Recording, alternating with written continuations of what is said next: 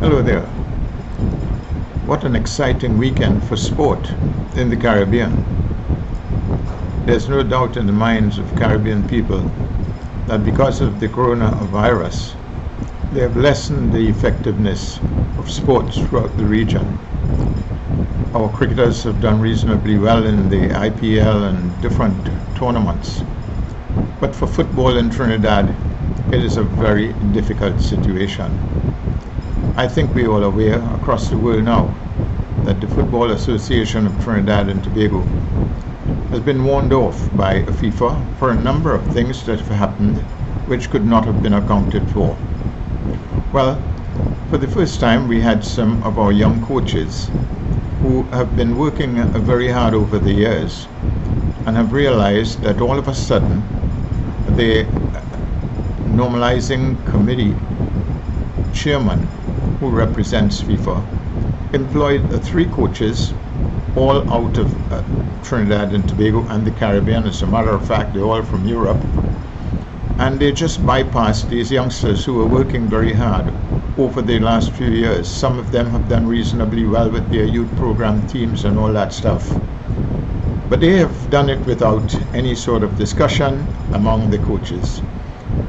The kind of confrontation that took place was useful only because of the fact that the coaches wanted to make their point, and they wanted them to know that they have bypassed the locals to go for the foreigners.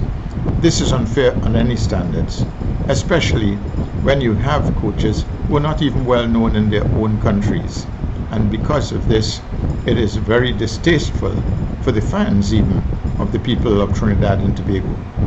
Maybe the people of the Caribbean should look at this as an example and understand that if you're going to build anything in your own country, you're going to build it all on your own. You may get advice, you may get the different forms of assistance from here to there, but when without any sort of notice you change your local coaches and bring in all foreign coaches, it is immoral, to say the least.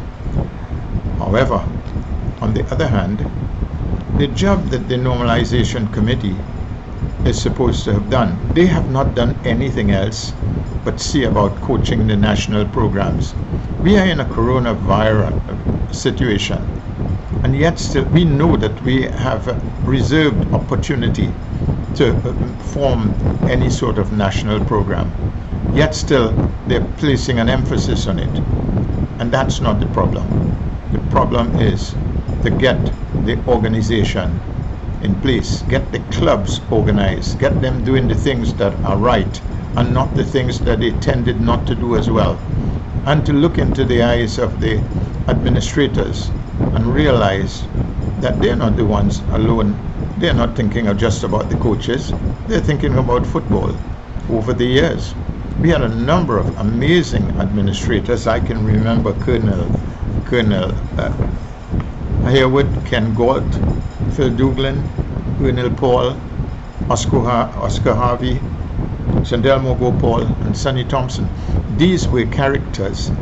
They didn't have a lot of quality in their play, but they had good administrative competence in their minds, and they did a marvelous job for better than 50 years.